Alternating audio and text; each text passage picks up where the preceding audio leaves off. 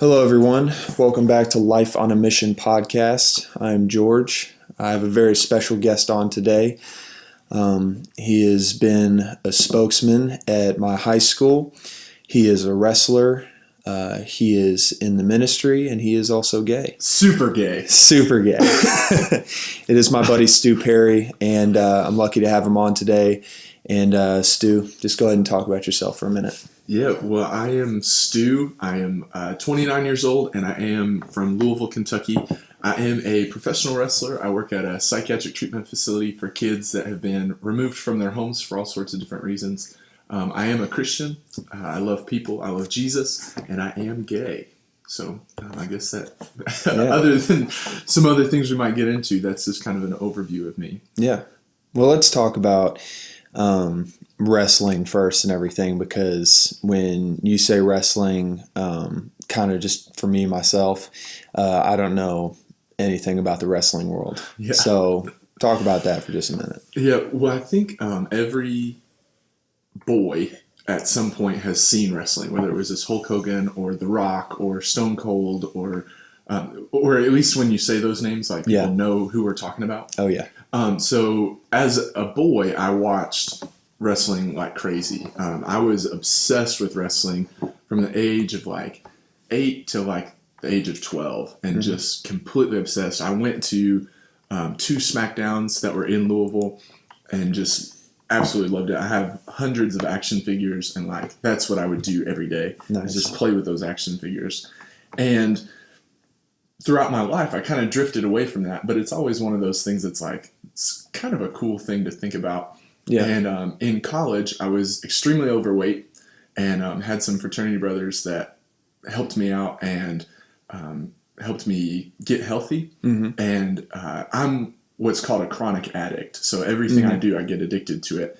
And I got addicted to fitness, and it was like the first healthy addiction that I'd ever had. So I decided I needed to do something with it, and looked up being a professional wrestler, and found out that in Louisville there's actually like a world-renowned school. It's called Ohio Valley Wrestling, and it's the nation's longest-running independent wrestling show. And it's where John Cena, Randy Orton, Brock Lesnar, Batista, CM Punk, Dolph Ziggler, The Miz, The Big Show, all those guys were trained at Ohio Valley Wrestling. And so their trainers are my trainers, and signed up and thought I was just going to do 10 weeks of classes and then 1 match. Yeah. And around the time that my match was about to happen, some of the guys started walking up to me and asking me to pray for them. And they would be like, I don't believe that crap that you believe, but will you pray for me? And so I did. And then they started coming to me with their problems and asking what I thought about different things and all sorts of stuff, even to the point where our heavyweight champion got everybody together backstage and had everybody stand in a circle and hold hands and asked me to pray for everybody's safety and that we put on a good show. Nice. And he is not a Christian, but he wanted me to like pray for it. So after that happened, I was like, well, I can't leave. This is my ministry now. Right. So that's kind of why I'm still there. I really enjoy it. I have a blast every single time. But to me, it's more than just, I want to have some fun, which it is like the most fun in the world. You just get to beat the crap. I'm bruised. I had a heavyweight championship match on Saturday, and there are scars all over me right now. Scars and bruises all over me.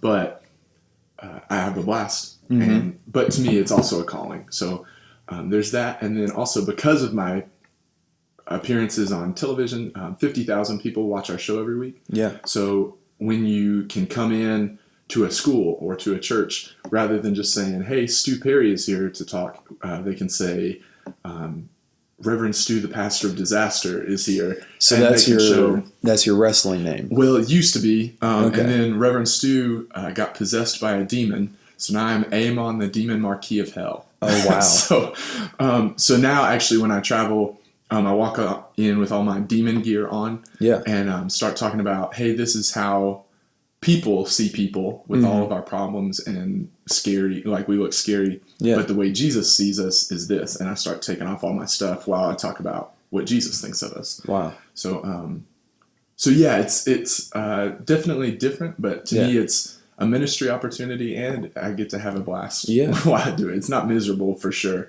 I have a ton of fun, and I get to share Jesus at the same time. So your wrestling persona is currently demon possessed right now. Yes. Is there?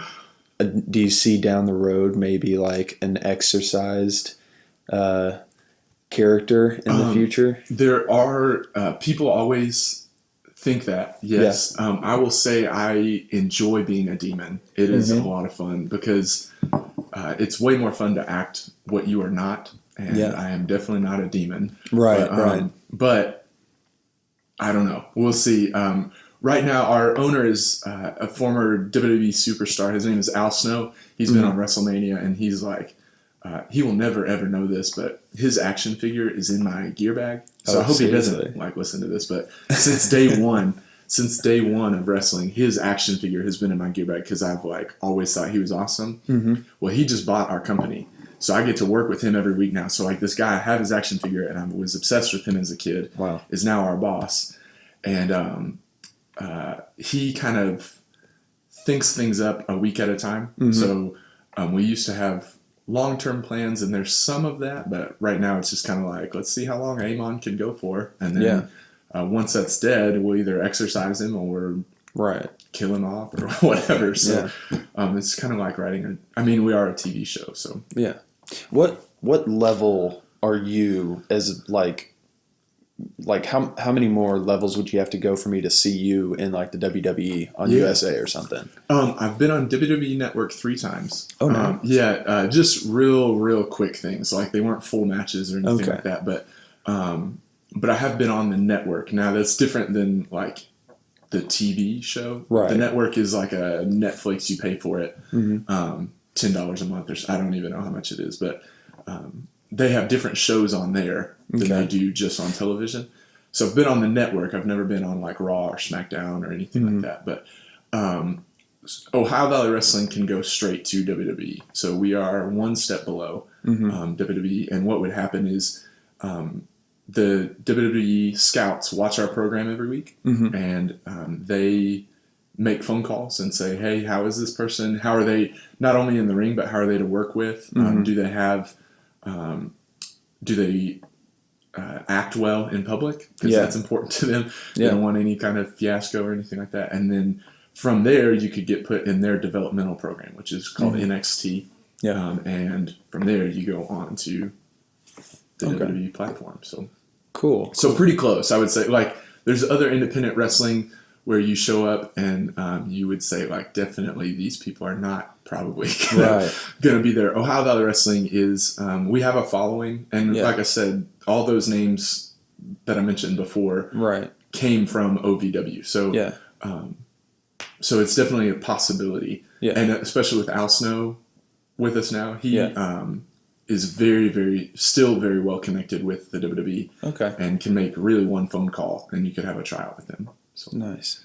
Now, as far as the stunts go and all that, I went to, it was something down in Metropolis with my cousin and some of his friends, and it was like the first time I had ever seen one of those wrestling matches, and it was in a hotel, right? And they had set up the big thing, and it was all crazy and everything, and I saw this guy, and I'm still thinking to myself, I'm like, this is definitely all an act and everything, or like it's all being played out, but then this guy brings him up to the top corner of like the ropes and stuff, and then he throws him onto a pile of thumbtacks.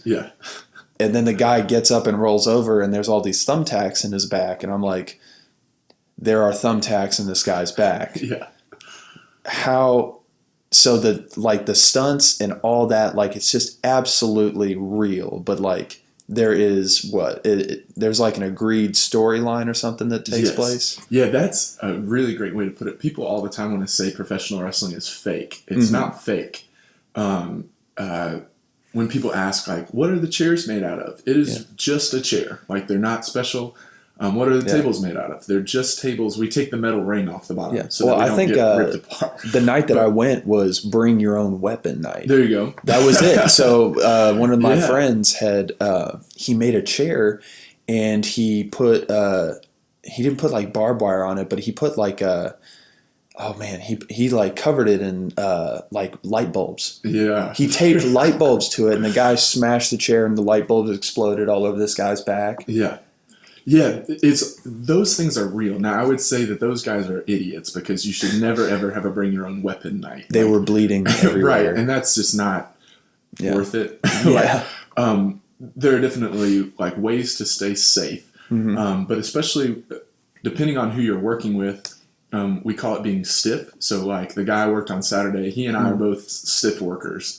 Sheamus from the WWE says he's a stiff worker, and what that means is like I'll aim for a safe spot, but I'm going to hit you, and I'll aim safe, but I'm like whatever I'm doing is going to be real. Yeah. Because I want people to believe that I'm trying to injure you. So instead of hitting you in the throat, I'm going to hit you in the pec or something. Yeah, actually, the throat is the safest place that you can punch somebody. Yeah, on the side of the neck. Not on the side. I was like, wait, right in the Adam's apple? Not the throat punch, but the side of the neck is one of the safest places you can punch somebody. Okay.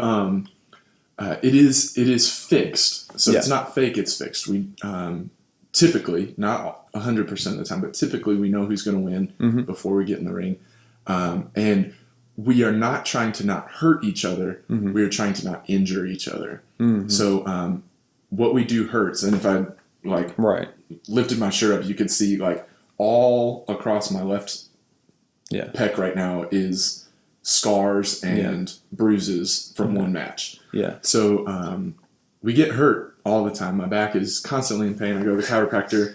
I use a cryo chamber, like all that stuff. Seriously? Yeah. But I think there's one in Indiana. Yeah, is that the one that's the one I go to? Yeah. And so we do all of that to protect ourselves to not be injured. We don't want a lasting injury, but we hurt all the time.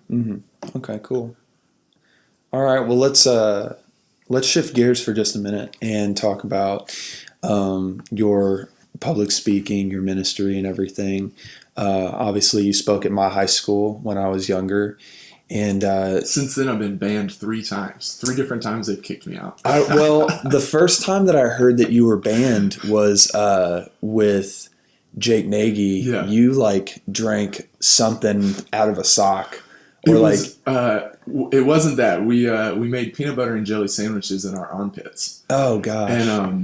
And so I took a bite of mine, and then he took a bite of his, and then we swapped sandwiches. Yeah. And took a bite of each other's like armpit peanut butter and jellies. And I remember him telling me that, and I was just thinking about that, and I was just like, I couldn't do that. I've been banned 3 times. That was one. That was not the first ban, actually. That was the second ban. Okay.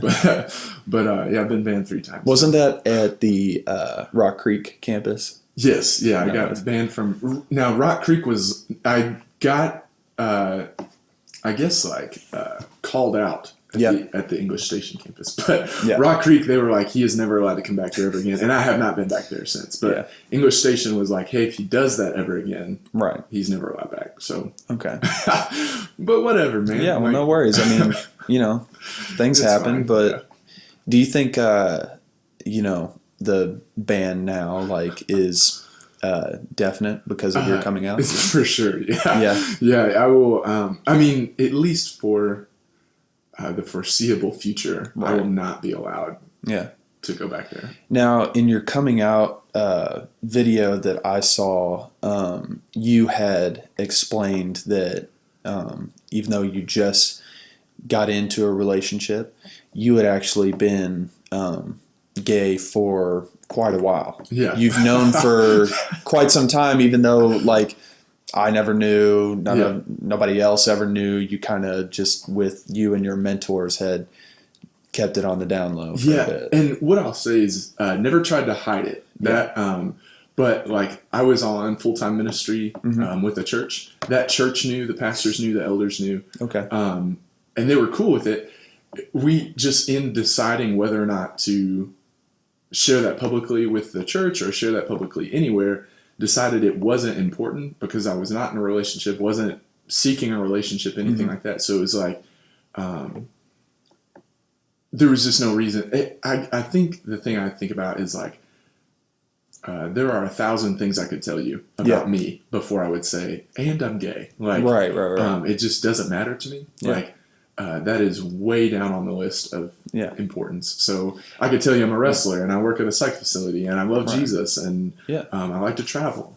Exactly. Do all these things before I would say, oh yeah, and by the way, I'm gay. Yeah. Like, for most relationships, like friendships, that doesn't matter. Yeah. Like, if you're my friend, I'm not interested. Right. So like, there's no reason for me to share that. Yeah. So it was. I had, I guess, come out privately at age 15 to my family. At age 16, I got hired at a church, and they were told, and I had meetings with them, and we all decided what to do. And then, really, there was no reason to share it with anyone else. I had the backing of a church. Yeah. So if there were any questions or if anything got asked about, then people could just ask the church. And but it was like. It was definitive at the age of 15. You're like, oh, I mean, it was definitive at the age of like 7. Really? Yeah. At age, I mean, I don't think that I was like physically attracted, but definitely, I can remember in 2nd grade. Yeah.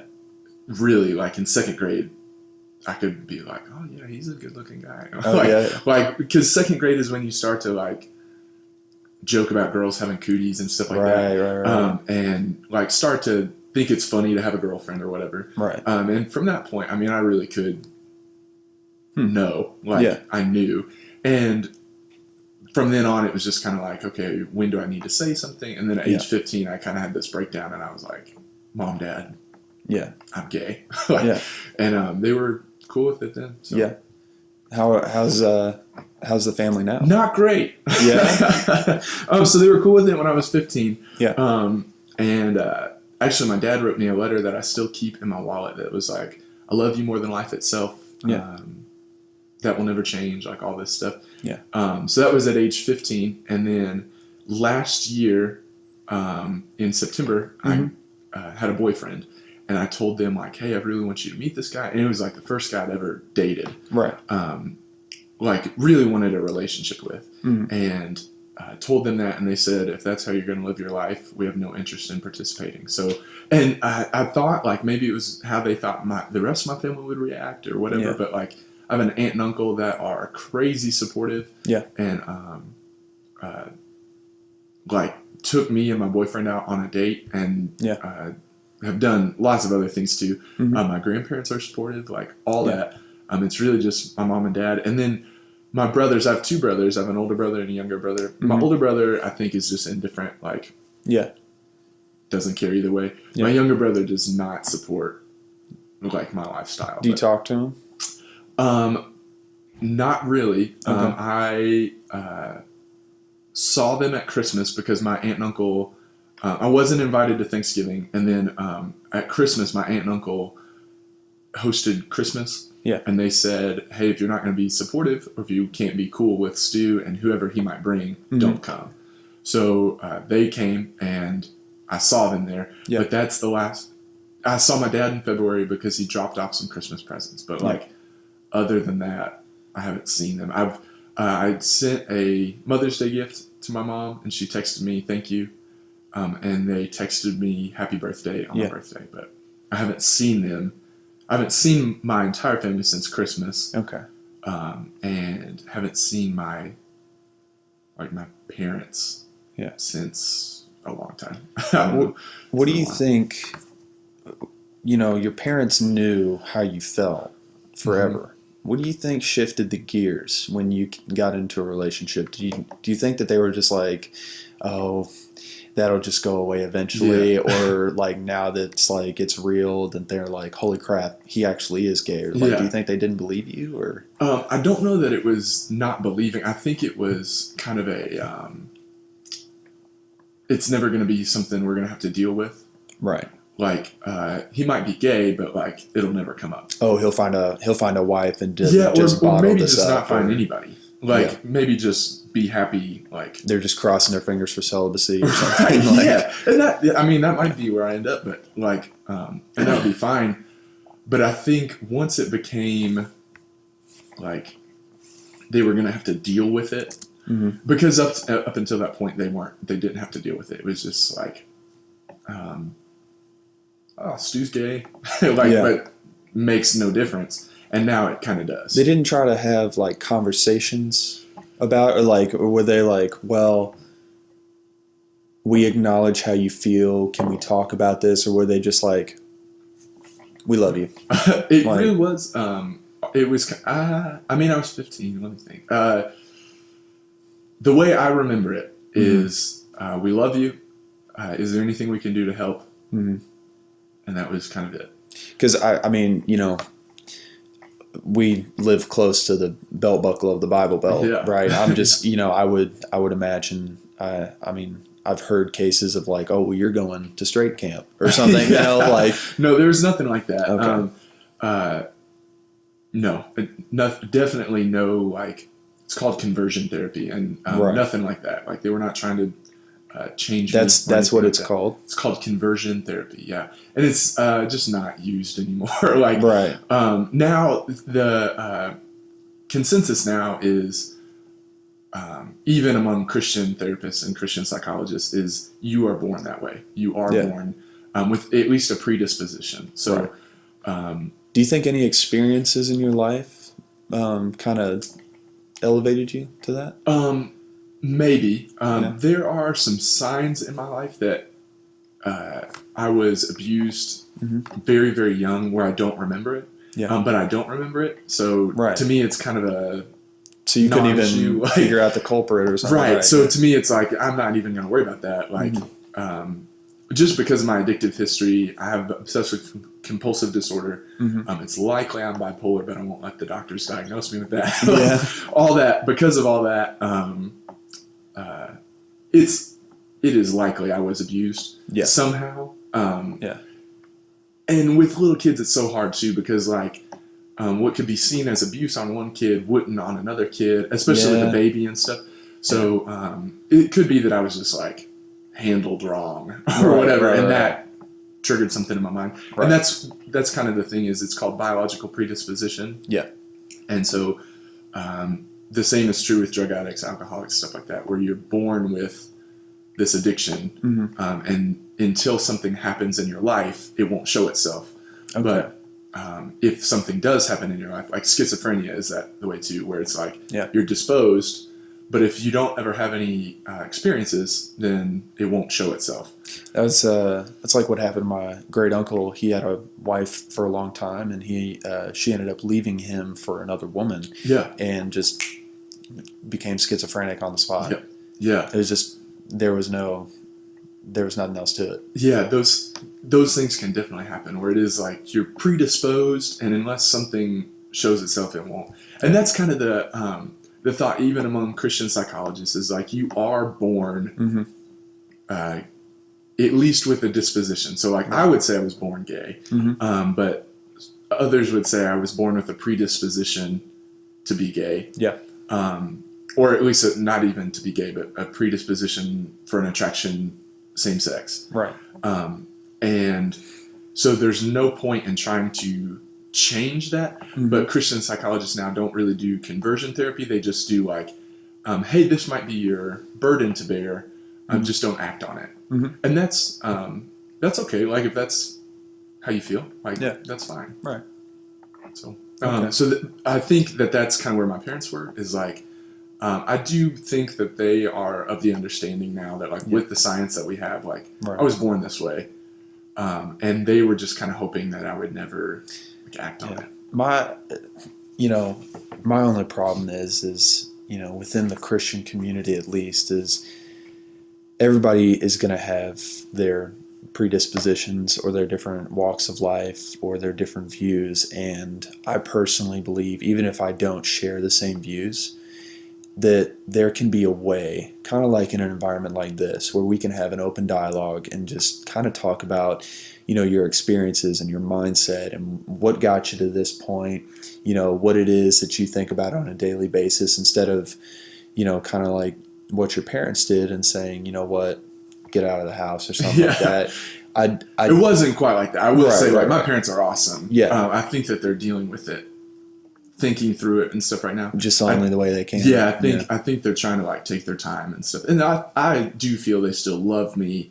I think that they're just like trying to figure it out. But yeah, anyway. But yeah, so it's like it just kind of like for me, for example, like I have no judgment on you or anybody else in any walk of life. You know, anybody has a problem that they have to deal with, or anybody has a way that they live. But like, I would just say, as far as like what I've read in the Bible, you know, I haven't found anything to necessarily support that, but that doesn't mean that I can't sit down and have a conversation with you about that. But you are a pretty well-versed guy. You talk to a lot of people. You study the Bible a lot. You study the scriptures, and I think I've heard you talk about before. You have seen or you have certain scriptures in the Bible that kind of support your lifestyle. Yeah, I'm curious to know about that. Yeah.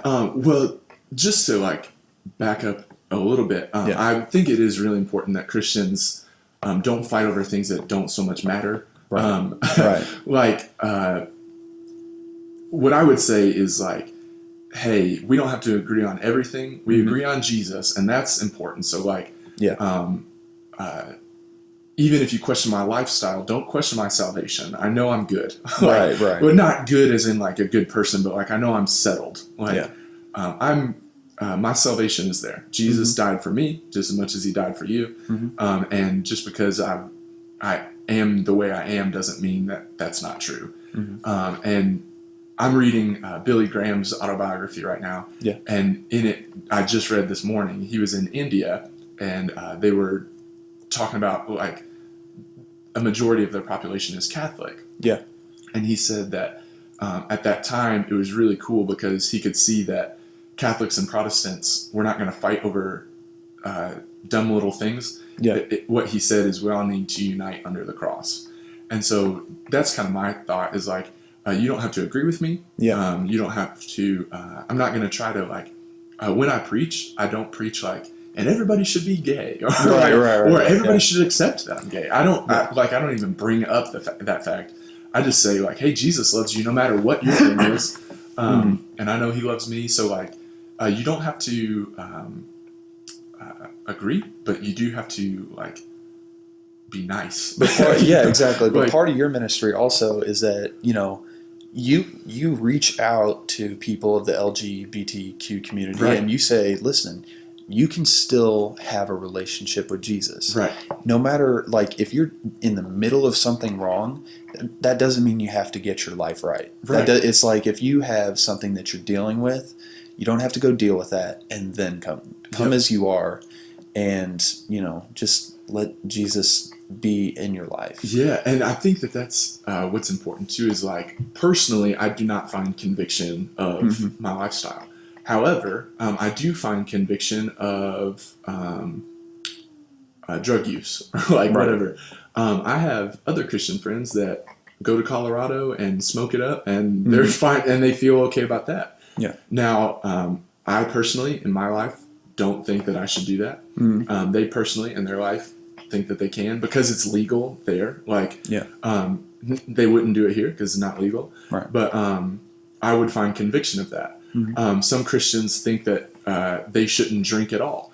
Now, that doesn't mean that they can tell me not to ever have a drink or that I could tell you not to ever have a drink. Right. It's their personal conviction. So to me, like my personal conviction as I study the scripture and I prayed about it have told me I'm okay. Like this lifestyle is all right, the way that I've chosen to live it. But if another person is gay and decides that that's not okay and that would lead to sin in their life, then they shouldn't. So I'm not here to say like, hey, if you are gay or if you're straight, if you're straight, it might be better for you to be celibate and not get married. And, you know, but I can't make that decision for you. You can't make that decision for me. But as I do read the Bible, and I'm terrible with like Bible addresses, where it's like chapter verse. But of the verses that I've seen, there's kind of 4 main verses that people use all the time to like say homosexuality is a sin and is wrong. And in those 4 verses, every time I see it, it's plural. So if you look at the English, and then if you look back at the original language of Hebrew, Greek, Aramaic, whatever, they are plural contexts. Okay. So it says like there's a list that Paul writes, and it says men who practice homosexuality. So to me, men is plural first. Practice would be doing it over and over. So men who practice homosexuality. So plural men who do homosexual things over and over and over again are wrong. There's another one that says men gave up their attraction to women for other men and did detestable things with each other or something like that. Like that's basically what it says. But it says men who gave up their attraction to women and did things with plural, like had attraction to other men. So men is plural both ways. It doesn't say a man who had attraction to a man. So to kind of put it bluntly, are you kind of talking about like orgies or something? Like not so much orgies, but like a committed relationship. Okay. Like I think that there's a difference between, and I think the same is true if you're straight. Like you shouldn't, like I just read this morning in Proverbs about like you shouldn't just give your love to anyone. Like, and it says, why would you waste your love on an immoral woman and a promiscuous woman when you could give it just to your wife? Right. So I think the same is true with being gay. Like I think that it would be wrong to go out and just have a bunch of sex with a bunch of random guys, just as much as I think it's wrong to for a straight guy to go out and have a bunch of sex with a bunch of random women. Yeah. Like so to me, when I see it in the Bible, I've never seen it singular. So I've never seen like it would be wrong for a man to have attraction to a man. But I do see like practice homosexuality where it be a repeated act, or men who are attracted to men where it's like and it says they did detestable things with each other. So it's like that was an orgy sense actually. Like when it's mentioned there in the Bible, it does talk about like a brothel. Yeah. Like they went in a room, lubed up, and got naked. just started diddling. You know? Yeah. So to me, but it doesn't say like a man and a man. Right. It's plural. And to me, if it's plural, like that's not my life. That's not my lifestyle. So let's say for the sake of hypotheticals, we had somebody like Dave Stone or Tim Keller or Kyle Idleman come in here and sit down, and we all kind of had some open dialogue, and they like looked up those verses, and they're like, okay, well, that's not the way to interpret it. Or like they look at it and they're like, okay, it's definitively this way, and a homosexual lifestyle is not meant to happen. Right. Let's just say that happened. What would you do personally, like for you and your lifestyle? How would you feel about that? What would take place? Well, I will say I do not hold the opinion of any man higher than my own. So I will say that. So I did an interview with Dave Stone's niece. Like, I love Dave Stone. I actually think he's a great guy. I know his son. Yeah, he's a cool guy. I think he is awesome.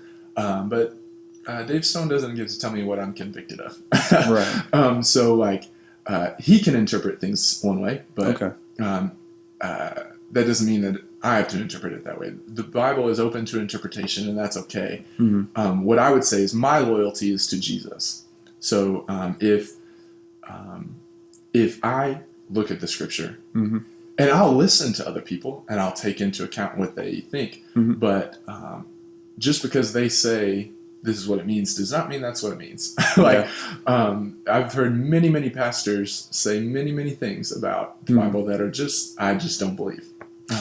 And that's okay that they can interpret it that way, and I can interpret it another way.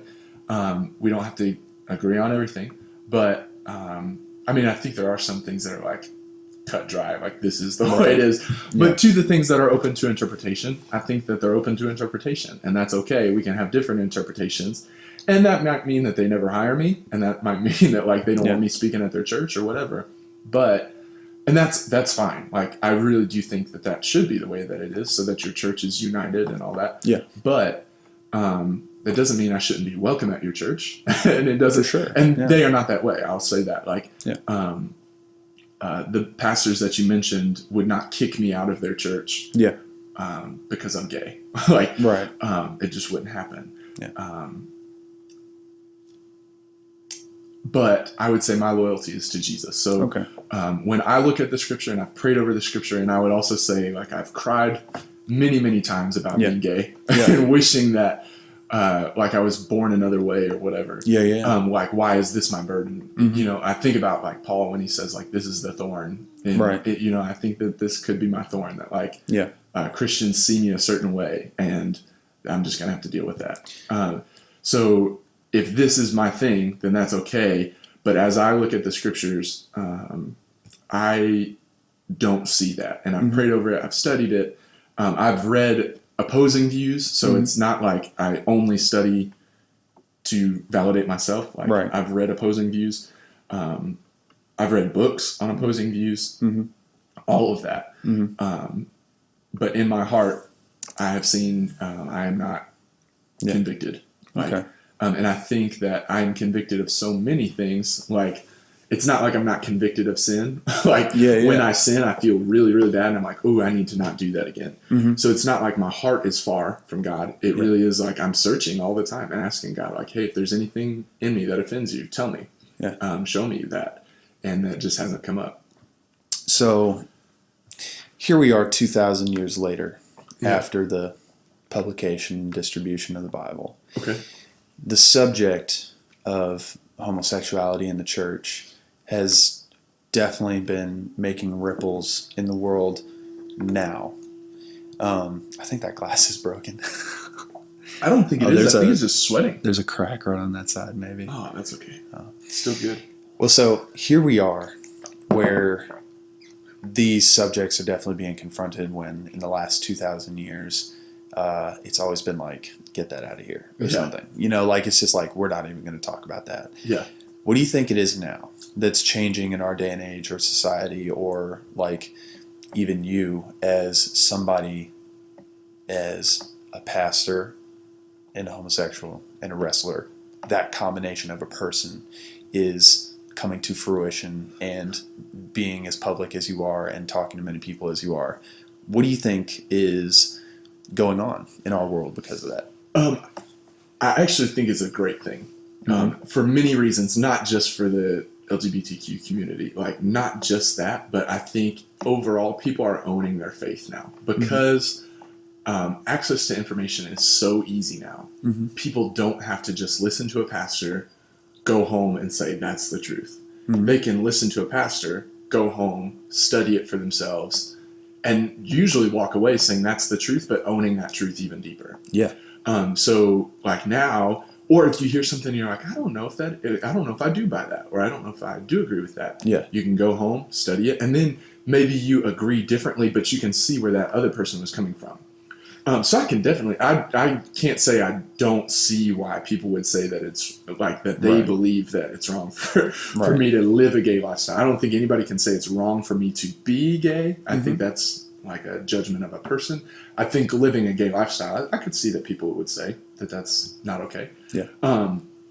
But I think now with people owning their faith more, we are more independent than we've ever been in the history of the world. We are more, I don't know if I want to say intelligent, but like we are definitely, there's easier access to information. For sure. So if we want to check out anything, we can. And because of that, we can now confront these things where it used to just be what the pastor says is the end. And that's why I said, like, if you can bring in any pastors. There are certain things that like my mentors and people that interview me, very, very influential people that interview me and I talk to, that don't agree with me at all. And that's okay. Like, that's completely okay. Yeah. But what I would say is, from the information I have seen and searched and all that, I don't see it. So I think now people are able to look at those issues that maybe they've always kind of been like, well, I don't know if that is the case, but they never had a way to check it out for themselves other than just looking at the Bible. And it's really like, the Bible can be tough. So like, if you just look at the Bible and then you're just hearing one voice of your pastor, you're just going to listen to it. Right. And I do think that pastors are appointed by God to like lead people. But that doesn't mean that I have to agree with everything a pastor says. Right. So I think now, rather than just saying like, oh, they're a pastor, I'm going to listen to them. It's, oh, they're a pastor and I respect what they say, but let me see if I agree with that. And if you don't, that doesn't mean leave your church. Like, it just means, just know that you disagree with those things, and like, but still pray for your pastor, support your pastor, like all that. But to the things that are open to interpretation. That's what I would say. Okay. So I think that answer. I can't remember where we started on that. But but that's, I mean, that was a pretty concise answer, because, I mean, yeah, we definitely have so much access to information nowadays. Like, you can have an app on your Bible that has like over 100 different translations of the Bible, even in different languages.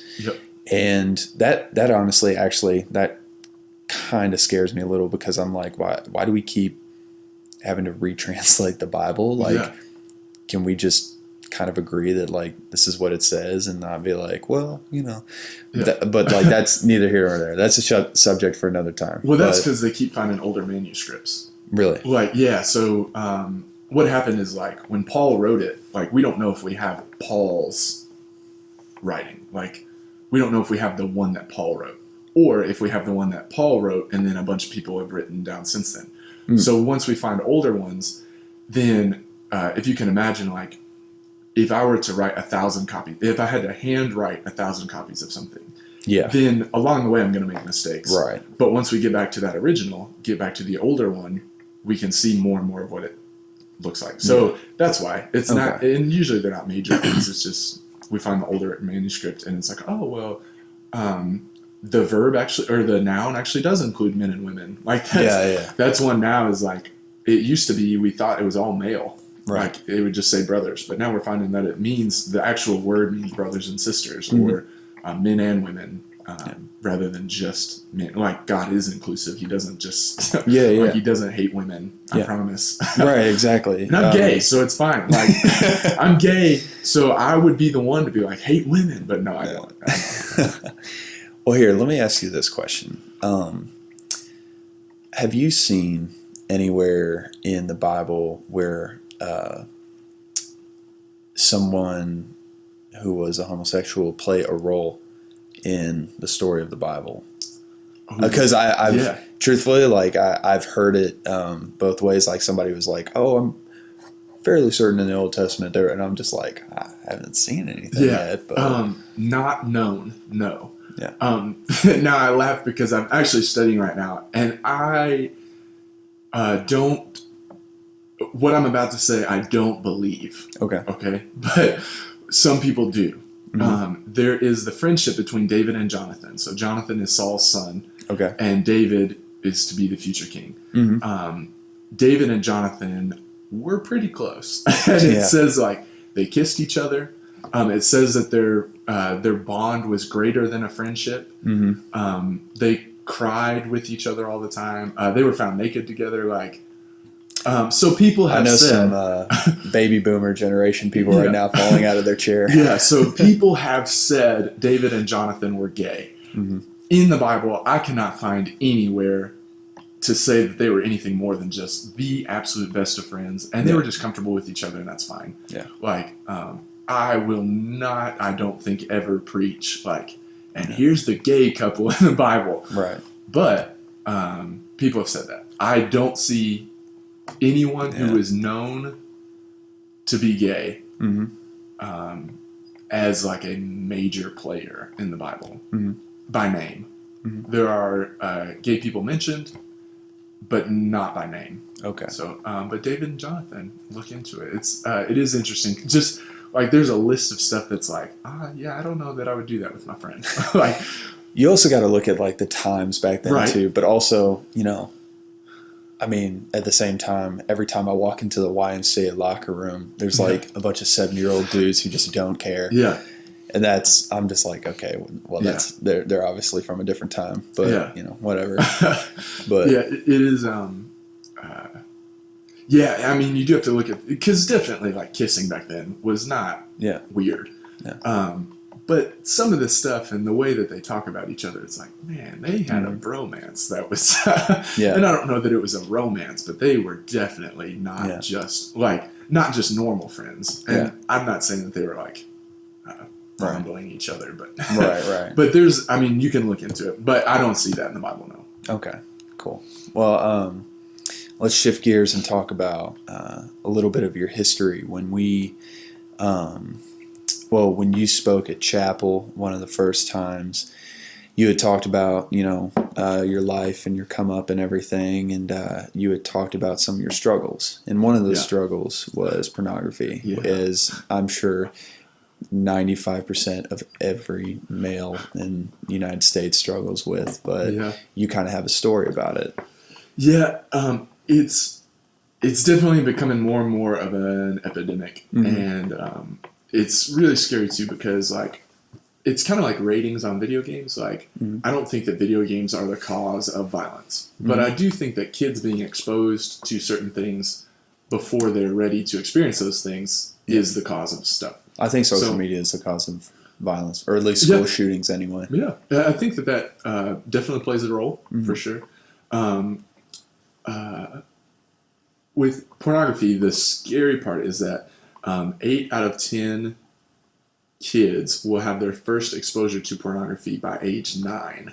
At this point, it used to be 11. That was just a few years ago, and now it's by age 9. I think I was 9. Yeah, so a 9-year-old just isn't ready to take that in. So I would say if everybody only saw porn from age 18 on, we'd have a lot less porn addiction. But a 9-year-old just isn't ready for that. Yeah. And then when they turn 12 or whatever, and they're have all their hormones, like now they know where to look, and then it's all this stuff that just wasn't.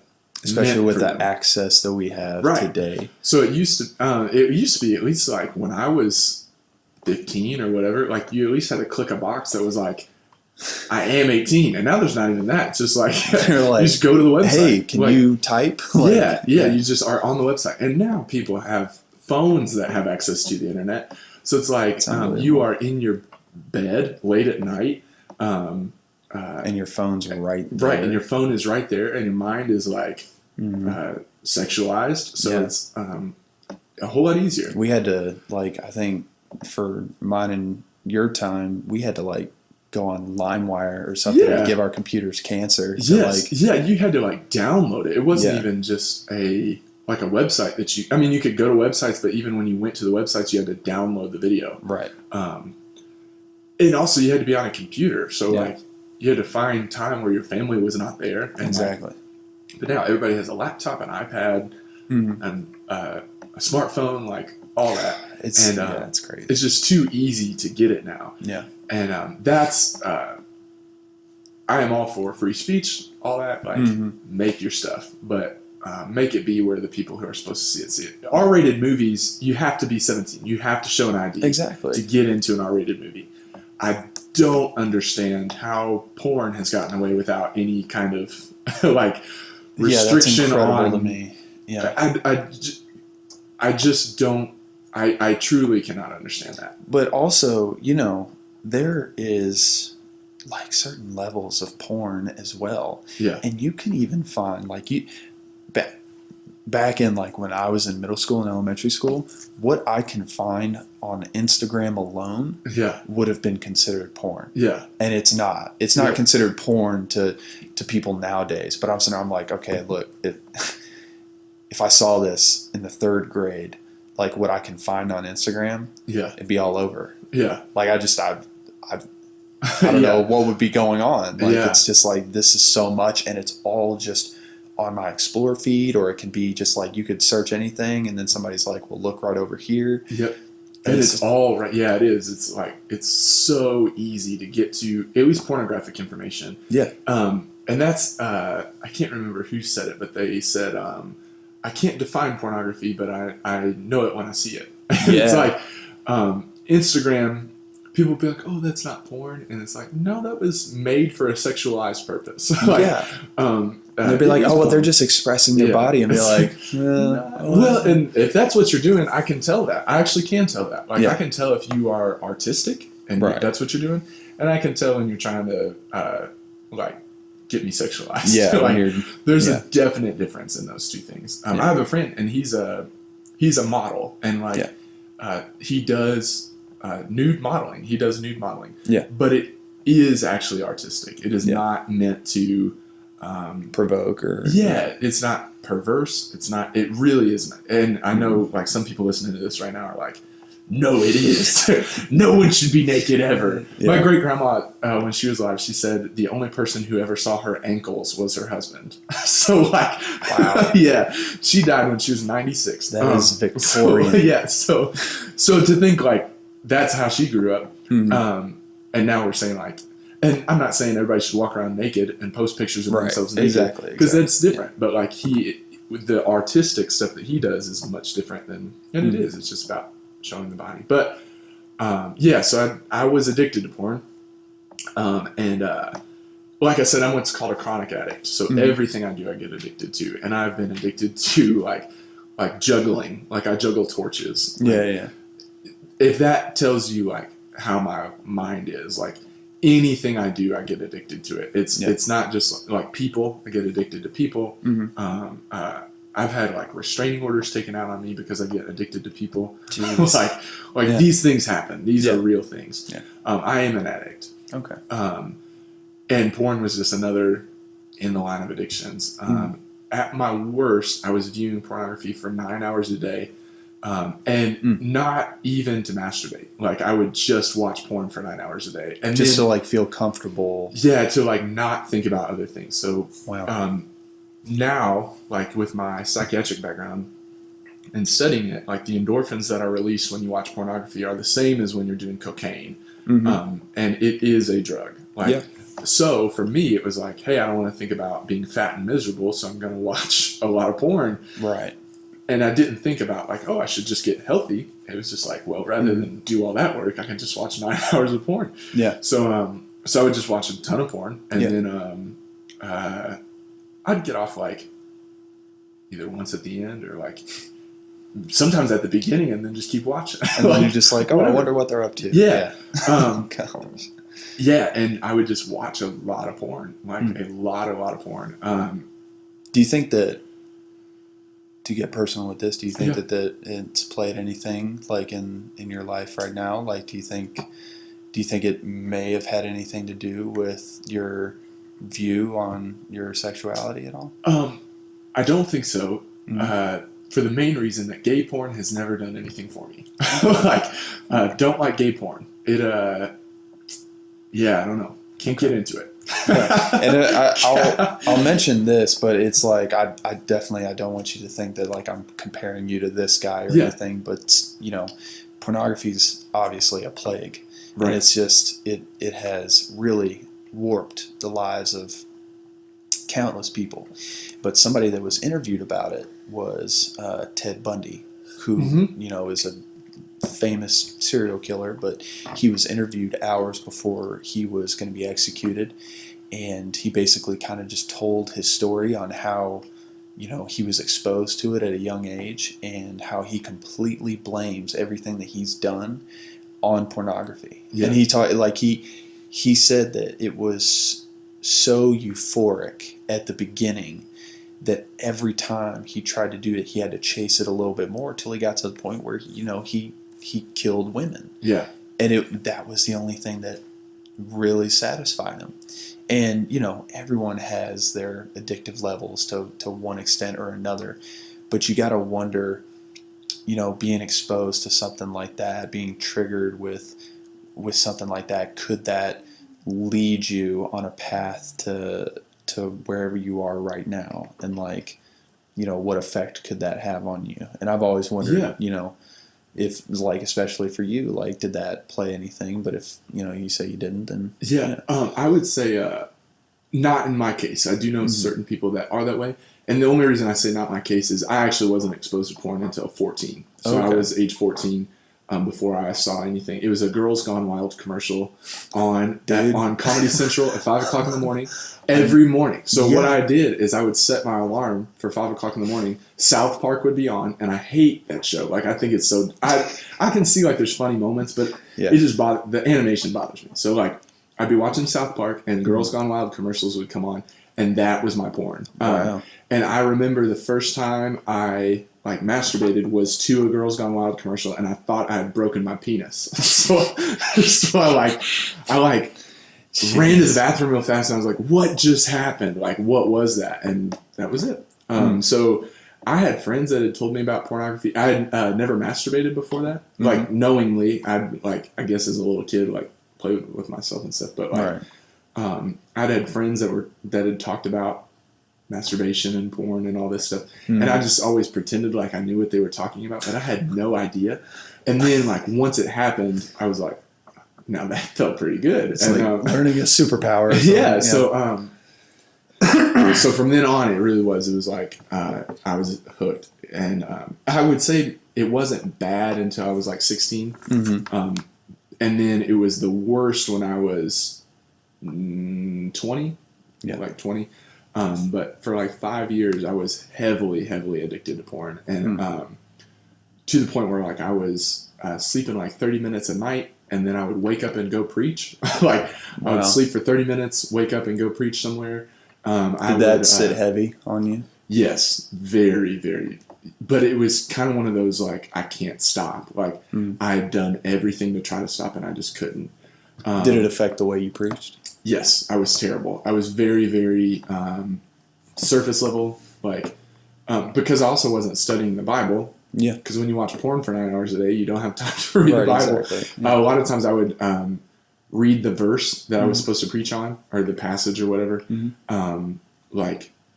as the worship was going on before I stepped on the stage. I wouldn't have prepared anything. Wow. What was crazy is that some people thought I was good at that time. So the whole time I was just I bet they're addicted to porn too. Because if that surface level stuff got to them, then whatever. That makes you think. Yeah. So so I was heavily addicted, and but I've been free from that addiction for 7 years, something like that. From the addiction to porn. So that's good. What happened is a very bad situation. That was bad. The police showed up to my dorm room. They were investigating all sorts of things, and one of the things that they were investigating was an instance of child pornography on our campus at the college that I went to. And the FBI was there. And I was like, holy crap, I watch porn, they're going to find out I watch porn. And never had I ever watched child porn, interested in it, never. None of that. But they were there to investigate it. Right. Well, because I had watched so much porn, my computer pinged on their radar. Yeah. So there's just steam coming off of your computer. So they showed up and tried to question me about porn and child pornography. Jeez. And I was like, nope, not going to do this anymore. So I took my laptop, I smashed it. I broke it. First I broke it in half, smashed it into 1,000 pieces, divided it into 4 different trash cans, and had one of my fraternity brothers drive it to 4 different dumpsters, and he never told me where he put them. But to me, I was like, you know what, that's a wake-up call, because I had never been involved in child pornography, never interested in that ever. But I do know that addiction to normal pornography is what leads to an addiction to child pornography. Oh, yeah. So just like you said with Ted Bundy, it's a drug. So you always have to chase the next high. That's why porn has gotten more extreme, and it's more violent, and it's more all sorts of things, because it's a drug. So you start off with softcore, and then it's blowjobs, and then it's sex, and then it's sex, but girls getting choked and like, right, yeah, like, and then it's more and more extreme until it is like, and then Ted Bundy's like, I got to do this in person, right, and like, or hey, I have to take the innocence of this little kid, yeah, and do that. So, I think that's one thing that, you know, is pretty wild, but also like nobody gets united the way they do when it comes to like ending child pornography or something. Like if somebody, like there could be like a crime of like, oh, this guy murdered somebody, yeah, and they were like, was it a crime of passion, was it manslaughter? Yeah, people are divided on it. But then it's like, oh, your neighbor Ted, he was caught with some child porn. Be like, so when are we hanging this guy? Like, you know, like everyone's like, let's get together and end this fool. But, and it's so sad because when you think about like what led that person to that, like nobody is just, and now there are born pedophiles, and like again, it's a predisposition thing. Like there are people kind of like born pedophiles, Kevin Spacey almost. Like you know, like he I mean, he was so inappropriate with so many people. But his too was like, oh, I can get away with this. And if you look at his story, it's like he got away with a little, and then he got away with a little more, and a little more, and a little more. And that's what sin does in our life. Is like, but then when you know where he came from too, he was abused like crazy.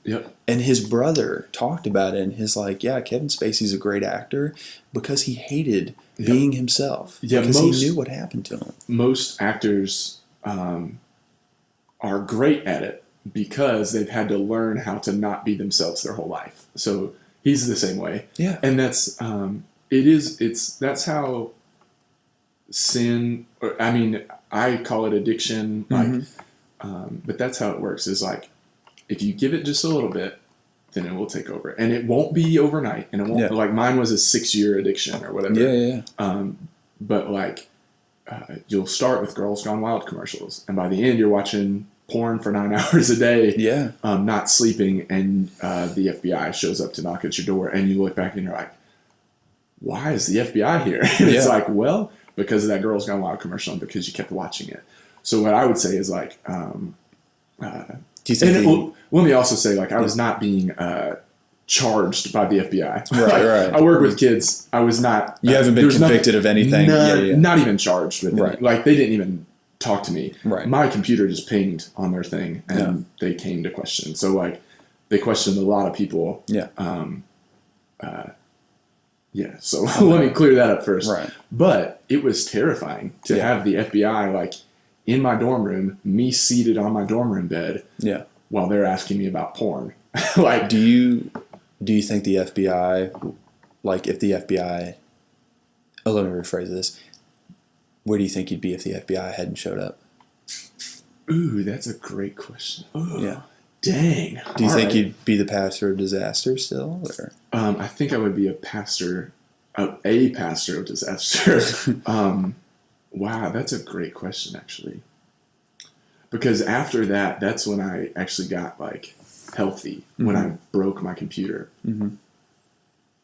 So, no, I would not be who I am today had they not shown up. And I think, I mean, that's how God works, is like, sometimes he has to let those terrifying things happen. Sometimes he's got to send the FBI on. Yeah, sometimes he's got to send the FBI. Yeah. But I would say, like, stop it before it gets to that point. Like, don't make him do that. I wish that they wouldn't have come. Right. But not that they wouldn't have come, but I wish that you wouldn't have had to get to that. Yeah, I wish that didn't have to have had happen. I don't know if I just said that right. No. Yeah, I wish that didn't have to happen. Right. I wish I just never would have seen that Girls Gone Wild commercial. But what do you think? Did, so. What do you think us as a nation, the steps we need to take to keep, I guess, the youth from seeing a Girls Gone Wild commercial? I have a personal opinion, and I'm more than likely going to do this for my kids, but I won't let them have social media till they're 18. Yeah. Because I think social media in itself is addiction, and I think social media in itself is probably the leading cause of school shootings. Yeah. I don't doubt it for a second. I don't know that there's a one size fits all. like that would be great if you have your kids hold off on social media till they're ready, but all the other parents are not going to do that, and they're going to go to their friend's house, and so it's going to be there. Right. Same with porn. Like, I can do all I do to make sure that porn is never in my house, but that doesn't mean my kid's not going to see it because their friend shows it to them or whatever. Yeah.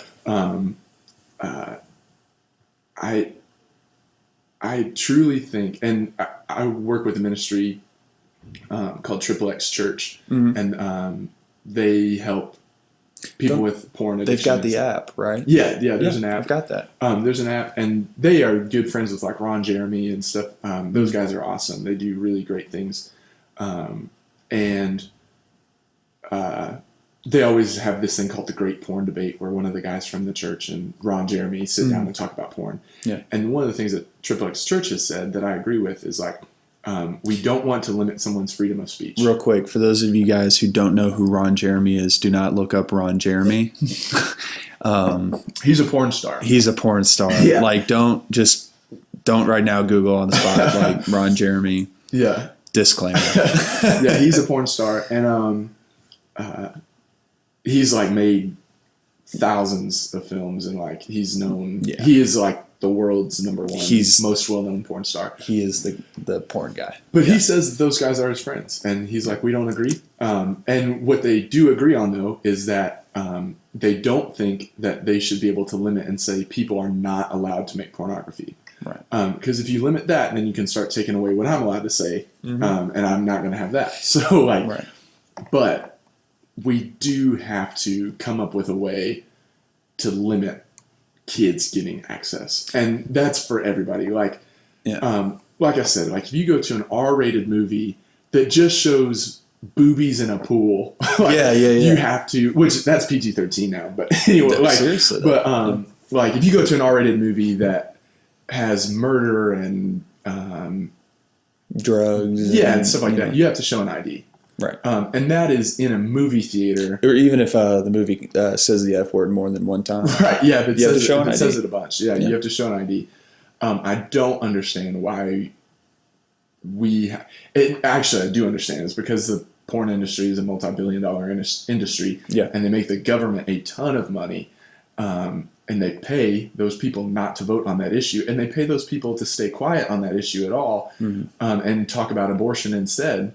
Because if we can make abortion be the issue and not porn, then the porn industry has won. So that's what needs to happen is we just, and I think really what needs to happen is we need to quit being so silent about it. Like, I think my manager wrote you and was like, hey, what rating is this podcast? GPG-13. Like, well, I just, my thing is, you know, I'm going to have people of different viewpoints on here. Yeah. I just interviewed my buddy that was, he's in the military and everything. And, you know, they're hardcore and everything. And I don't want to limit what he has to say. You know, if I don't share a view, I don't care. But that's part of this. Well, and it's also, but I think that churches for too long have just not talked. They've just been like, porn is no. Like, and it's like, that's great. But let's talk about like why. Like, why not porn? It's like, I don't want you to just not look at porn. Right. I want you to not want to look at porn. Right. And also like, hey, here's why that would be really, really bad. And I think that's what the church has done for too long is we've stayed silent about all the things that we've just talked about, like being gay. Like when was the last time you heard a sermon about being gay? Not like I never growing up ever heard a sermon about being gay. Yeah. I've heard one. And it ended very well with saying, like, hey, if this is your thing, we don't agree, but Jesus still loves you. And that was fantastic. That's great. And they used the Bible very well. It was great. But, like, when was the last time you heard a sermon about porn? Not just like, hey, don't watch porn as part of the sermon, but, like, a sermon from a pastor that was willing to talk about porn. Yeah. And even, like, I would say like sex outside of marriage. Now I've heard marriage sermons about sex, but I have not heard a sermon about sex and why, like a full sermon. I've heard a point, but a full sermon about like why it would be best to wait. Right. So, like, why don't we tackle these things that we are, like, say that we say we're upset about them, so why don't we actually talk about it? And that's, like, when I would speak at your school, right, the reason they banned me the two other times, so the first time was for a peanut butter and jelly sandwich. The two other times was really because I hit those things and said, I know that there are people in this room who struggle with those things, and they didn't like that. So the truth divides. Yeah. So, but what I would say is, like, I think we can all agree that no kid should be watching porn. So, like, I don't think that's open to interpretation. Like, we can say that. So why doesn't the church talk about that? You know, the Bible is very clear. Sex before marriage is wrong. So, like, why haven't we? And not just say, like, hey, sex before marriage is wrong, the Bible says so, but talk about why God says that. And, there is a reason for these things. Yeah. So I think that's what we can do is, like, quit being so silent, and, like a lot of times I'll say the word masturbate and it makes people very uncomfortable. It's like, I know you masturbate. Like, I know you do, and, like, probably, like, within the past 48 hours have, like, or within the past week or whatever. Right. Or at least thought about it. Like, or you got a boner or whatever. Whatever it is. If you're not thinking about it at any point in the day, like, I don't really know who you are. Yeah. Like, why can't we just say that? Like, and I think for too long people have just gotten silent about it. And it's like, if we would just talk about these things, then it would be fixed. And I think that's what needs to happen. I truthfully, like, you're right about that, and I wonder what would start happening to mega churches almost if that happened, because the truth divides. And, like, just for example, Kyle Idleman gave a great sermon about racial divide, basically, and he was basically speaking to different people groups within our church, and he said, I understand that Louisville is one of the most segregated cities in the United States, but I appreciate your patience, and I appreciate you bearing with us, and I appreciate you coming here, even though it may be uncomfortable for certain situations. I saw Caucasian people get up and walk out during that, and it was a beautiful sermon. And I'm like, there is nothing wrong with what he's saying. Why are you getting so uptight? What's going on? And, like, people just didn't. It wasn't even that they thought he was wrong. They just didn't like it when he talked about it. They were like, nobody needs to hear that. Let's just talk about how much Jesus loves us. But you got to eat your vegetables at some point. And I think along with you and what you're doing, and, like, your views and everything, whether, like, we're all on the same page or not, I think at least one of the right things that you're doing is that we're talking about it. And we're not just pushing it to the side and saying, well, hopefully this will just kind of dissolve on its own.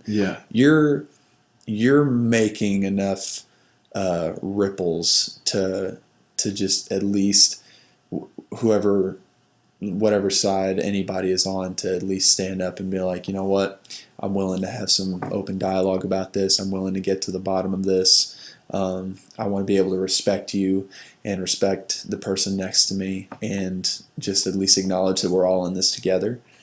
I think that's one of the great things that you're definitely doing right now, for sure. Well, thanks. And I think that's it's kind of like what you said. I think the reason being gay has become such a hot button thing, or abortion has become such a hot button thing, is because if Christians can point the finger at that, then no one will ask, like, well, what's wrong with you? Like, if it's like, well, I'm not gay.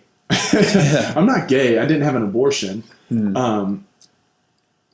If we can say, like, those people are worse, then nobody's going to be like, yeah, but you're prideful. Or, yeah, but you haven't read the Bible in God knows how long. Or whatever your thing is. If we can make these things big things, like if people will make being gay or having, I think gay and abortion are kind of the two big ones right now. Right. Like, if being gay and having an abortion, if those are like the big things, and we can all rally around like, don't be gay, don't have an abortion, then nobody's going to say like, yeah, but you're prejudiced. Right. Like, things like that. And that makes people uncomfortable. Yeah. So like, rather than saying like all these things are wrong, we'll just say, hey, if you're not gay, you don't have an abortion, don't have too much sex, then you're good. And I think that that's where we failed. That's one of the things that drives me up a wall is that, obviously in your coming out, I bet, you had some people call you and support you, and you had some other people give you backlash. Like, I'd hate to see you go to hell for this, bro. Yeah. I'd love to ask that person, like, when was the last time you prayed for somebody? Because, whether Stu's got it completely right or not, he's praying for guys that don't know anything about Jesus, and he's at least becoming a bridge for those to like meet Jesus. And I'm just like, I don't know what you did today. Like, that is the one thing that gets under my skin. I was in Catania, Sicily last summer, and I was working with West African refugees, and I'm not a perfect guy. I don't have everything buttoned down in my life, but I get back and I'm like, talking to some people, and they're like trying to talk about how they feel like they're just called to get a good job and a good house and a good car and a family and then go to church once a week. And I'm just like, is that really like what we're meant to do? Like, we're meant to live comfortably? Are you sure? Like, that'll get under my skin so much. And it's just like, when people who are in a situation like that see you making an effort, no matter which direction you're going, and then they want to come at you, that's the only problem that I truthfully have. Like, I would tell anybody all day long, like, hey, back off, because you don't do anything. Right. This guy, he's literally telling everybody that they can have a relationship with Jesus. Yeah, and that's my message. Like, I want to be very clear. Like, people want to know about the gay thing. Right. But, like, I've been gay. Just because you didn't know doesn't mean I wasn't gay. I've been gay. Right. I just want people to know Jesus loves them. But the reason I laughed when you were first talking is there was one time when I was addicted to porn, and I was, at the time I was 17. So I was addicted to porn. I was 17. And also, I would say at that time it wasn't an addiction. It was growing to be an addiction. But I would watch porn. So I watched porn. Well, this camp found out that I watched porn because I shared it in a message or something, and they canceled my speaking engagement. They said that I could not speak there because I watched porn. And my pastor, and who used to be my lawyer, called them and said, yeah, Stu watched porn. What's your problem, asshole? I was like, and he was a pastor. He was like, no, you don't get to just say like their thing is worse. And then the next thing you said about people just looking for a reason to like be above someone. In Mark chapter 4, Mark chapter 4. Okay. Jesus is doing these miracles, and it says the only reason the Pharisees were watching him was to find a reason to accuse him. That's the only reason they were there. Like, the only reason they showed up was to find a reason to accuse him. And I think that just sucks. Like, and I have had those people that like have been waiting for so long to find something with me that's like, and that's why he can't preach the news of Jesus. I'm like, there's nothing that disqualifies me from that. You can say I can't be a full-time pastor at a church. You can say I can't be paid for my ministry, whatever. You can say all those things. No one is disqualified from sharing the news of Jesus. And that is what the Pharisees were doing to Jesus, and that's what certain people have tried to do to me. There was somebody when I came out that said they found out a few days before, because I let my ministry partners know that I was about to release a public video. Because I didn't want them to be like, what the, what happened, man? Now we got to back, I thought we were going to keep it secret. Or not, I shouldn't say secret, because they were never trying to conceal it, but just like, Not really going to go public. Right. They wanted to know why I thought it was important to go public. Just because it is something that doesn't matter. And I let them know. And they were all cool with it, except for one, who said that if I shared that publicly, it would invalidate my ministry, past, present, and future. Now, I've had the opportunity to travel around the world. I've been to Newfoundland, Guatemala, Ireland, England, and Germany, all preaching. Yeah. I've spoken to hundreds of thousands of people. Of that, hundreds have accepted Jesus from it. You cannot tell me that me being gay or even living a gay lifestyle invalidates that Jesus can use me. Yeah. God used sorcerers that were evil, dark sorcerers in the Bible to proclaim his name. So don't tell me I'm not being used. Right. That's the thing. I want to ask you, kind of a couple sentences back, you talked about working in the church and everything. Do you believe, what do you believe that with being a homosexual and being an authority figure in the church, where do you believe those stand with one another?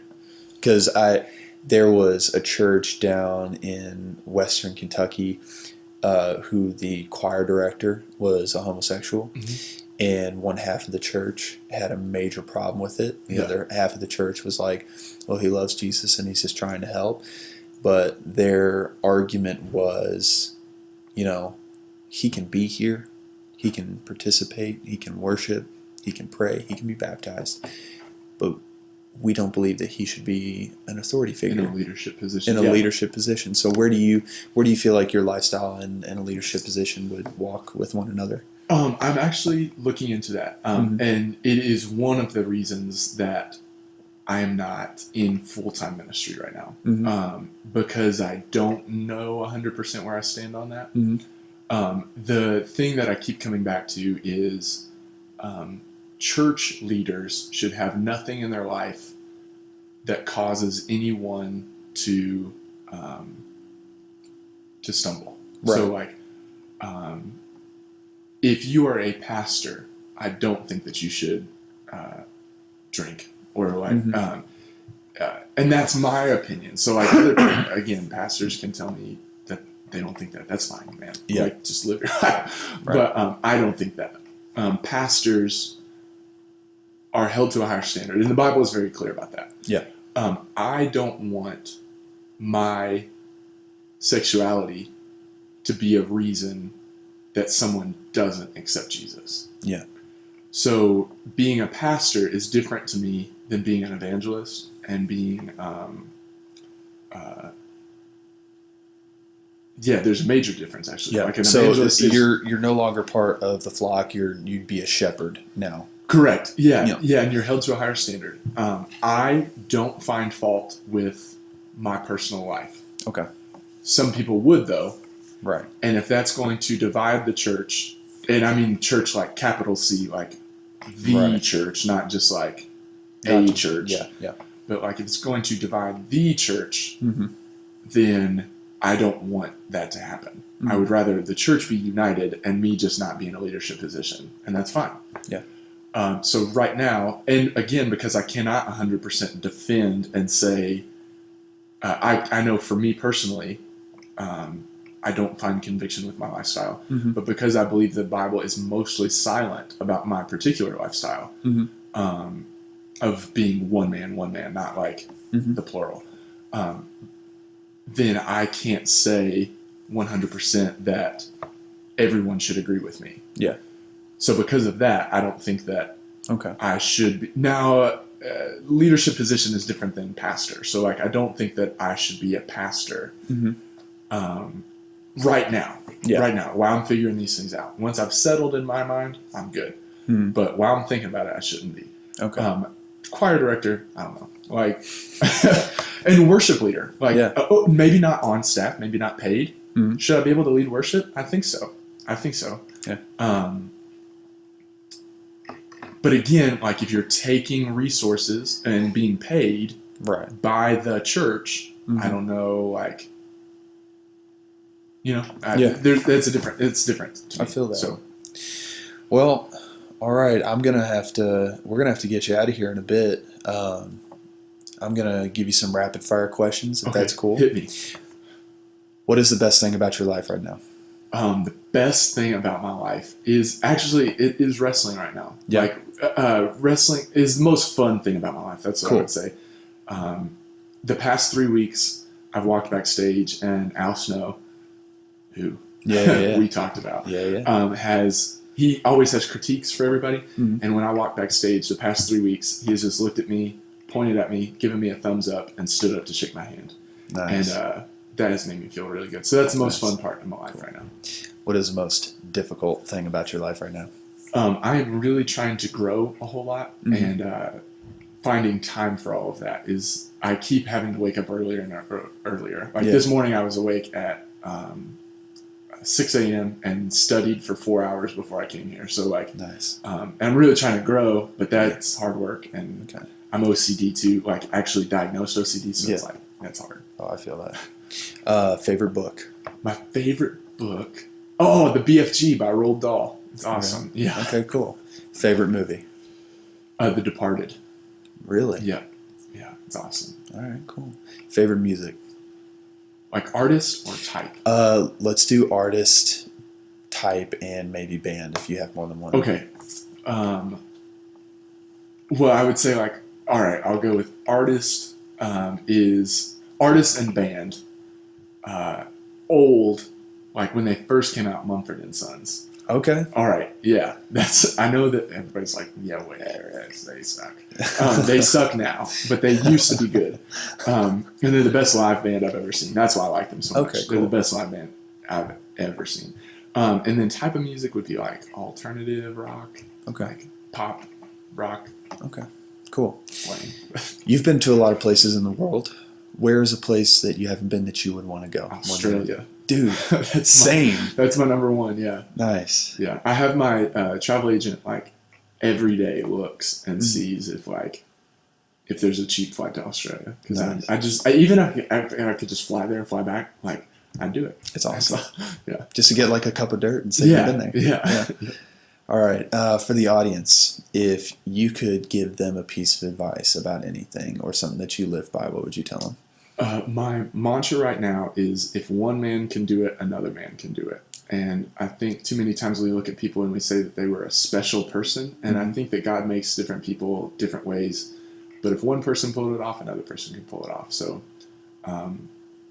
if you have a dream and it's been accomplished by somebody else, you can do it too. You're going to have to work harder than ever. Mm-hmm. And that doesn't mean it's going to come easy. Right. But it means if another person already did it, and everything, and just like Ecclesiastes tells us, everything has been done before. So if you have a dream, you can do it. It's possible. You just got to put the work in. So. Nice. All right, man. Well, we're going to wrap it up here. Let me say something to the audience real quick. Obviously, this is a diverse subject. It's for some people, it's a controversial subject. For anywhere that I post this, if you feel the need to comment on anything, if you want to give your insight, I always welcome engagement from the community, but I ask that you bring nothing but positive comments and conversation to the mix. Stu is a good guy. He's a good friend of mine.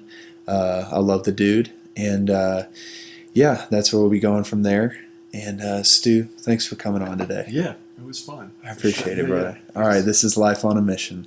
See y'all next time.